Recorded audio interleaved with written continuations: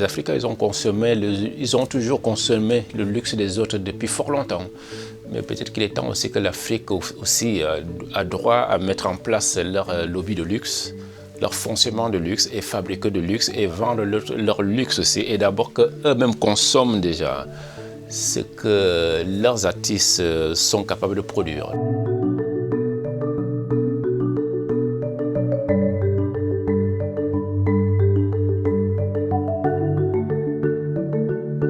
Foufoulou, ça veut dire en langue béti du Cameroun, mélanger ensemble pour avancer. Durant 2 ans, le monde a été cloué au sol. Qu'on soit riche ou pauvre, peu importe, je crois que tout le monde était au même pied d'égalité. Donc il était temps aussi que l'humanité s'interpelle. Ça nous amène à revoir notre manière de fonctionner dans la société, dans ce monde. Et aussi la tristesse de tout ça. Et je me suis dit à un moment donné, il faut se tendre la main, il faut voir vers le futur aussi. Et essayer d'égayer tout ça avec de la couleur. J'ai mélangé pas mal de matières, dont le raffia que j'ai mis beaucoup en avant. Et le raffia est un peu l'équivalent des paillettes en Occident. Parce que le raffia nous accompagne dans beaucoup de manifestations, que ce soit les fêtes de mariage, les enterrements, les sorties de masques, tout un tas d'événements importants. Le côté de l'Occident, on va voir aussi avec les paillettes. Les paillettes interpellent au moment de la fête, parce que ça brille, il y a la couleur, il y a ce côté brillant, ce qui donne vraiment la gaieté, la lumière. Il y avait toujours les slogans.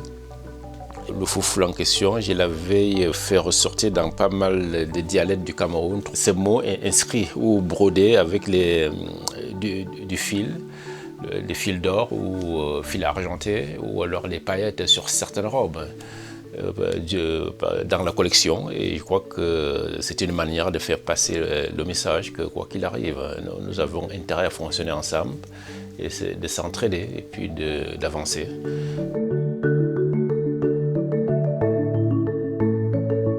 C'est vraiment un mix de tissus assez important et très, très varié. Et aussi pour montrer, j'ai toujours milité pour les vrais tissus africains. Quand je dis vrais tissus africains, c'est le patrimoine du textile africain. J'ai toujours milité pour montrer aux yeux du monde que l'Afrique a aussi son propre patrimoine du textile africain. On a les kente, les bandes de kente. Quand ça arrive du Ghana, c'est des bandes faites comme ça, tout tissé, les couleurs différentes. Et là, c'est souvent des couleurs, les couleurs osées. Parce que c'est des couleurs qui sont choisies par la maison, les fils aussi. Parfois, on revoit aussi la manière de tisser, le grammage du kente lui-même, du tissage, certaines broderies. J'aimerais que le kente devienne aussi international, qu'on puisse le porter à Paris. Par exemple, quand on voit ça, c'est un peu les couleurs parisiennes. Ça on pourrait dire c'est un peu pop. On les travaille ainsi, on les étale, on les positionne des carreaux un peu décalés, et on coud tout à la main pour avoir un tissu, un pagne comme on dit. Et à partir du pagne, on va commencer à couper avec le patronage, et pour avoir des espèces de manteaux comme ça, un peu. Il y a un côté un peu kimono boubou et le côté très moderne. Là, on a les adirés du Nigeria. Donc, c'est tissu fait à la main avec les tampons à l'ancienne. Et ça donne ça. Le côté graphique aussi. Ça, c'est le faso d'Anfani. Et là, on a les tissus japonais. Quand on regarde les deux, il y a une similitude. Il y a une histoire à raconter entre les deux. On aurait dit 2 cousins ou 2 cousines. Faso d'Anfani de Burkina Faso et de tissu japonais pour faire les kimonos. C'est étrange, c'est vraiment. C'est ça qui est hallucinant aussi, parce que ça montre qu'on est lié quelque part culturellement, même intellectuellement, même par rapport à l'histoire. Ça, c'est du raffia en crochet. Là, c'est une robe d'il y a 2 saisons. C'est très délicat, pas facile à travailler, parce qu'il faut défaire les fibres de raffia, il faut les lisser, il faut les séparer, et après il faut les redoubler pour pouvoir faire le crochet. Et ça prend énormément de temps. En même temps, le rendu est pas mal. En même temps, c'est très fragile. C'est le genre de robe, il faut vraiment faire attention. certaines pièces qui prennent énormément de temps, beaucoup de recherche et après, au final, on va le porter qu'une fois, 6 minutes d'appréciation. On a un petit gilet veste qui est fait en écorce d'arbre tapé, qu'on trouve au Cameroun, chez la région centrale.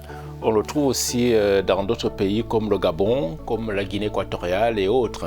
Au Cameroun, on appelle ça obom. C'est les premiers étoffes d'autrefois que les gens travaillaient à partir de l'écorce d'arbre qu'on frappait, qu'on le manipulait jusqu'à ce que ça devienne plat et fonctionnel, un peu souple, en même temps rustique, et qu'on pouvait faire des drapés avec pour cacher les hanches ou les seins, les poitrines avec les bijoux, avec tout ce qui est du raffia aussi. On le fait venir du Cameroun à l'état brut et on le travaille. J'ai fait les formes, j'ai fait les fleurs ou d'autres formes, on fait les couleurs et tout. Et puis ça donne ça au monté. Ça c'est un petit gilet veste. Et là on va voir que j'ai fait une petite association avec les pierres de Jarovski. Le traitement des couleurs, les fils, les choix, les volumes, les couleurs, les longueurs, tout ça. Je crois que les tissus africains, ça s'agence bien avec les autres tissus du monde. C'est aussi mon combat de montrer que ces tissus-là, ils ont la place dans le luxe.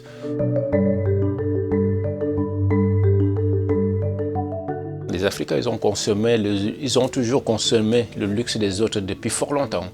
Mais peut-être qu'il est temps aussi que l'Afrique aussi a droit à mettre en place leur lobby de luxe, leur fonctionnement de luxe et fabriquer de luxe et vendre leur luxe aussi. Et d'abord qu'eux-mêmes consomment déjà ce que leurs artistes sont capables de produire. Donc acheter des couturiers africains, les stylistes africains qui ont plein de talent. Si on ne les achète pas, on ne peut pas avancer. C'est aussi une manière, c'est là où le luxe va naître aussi.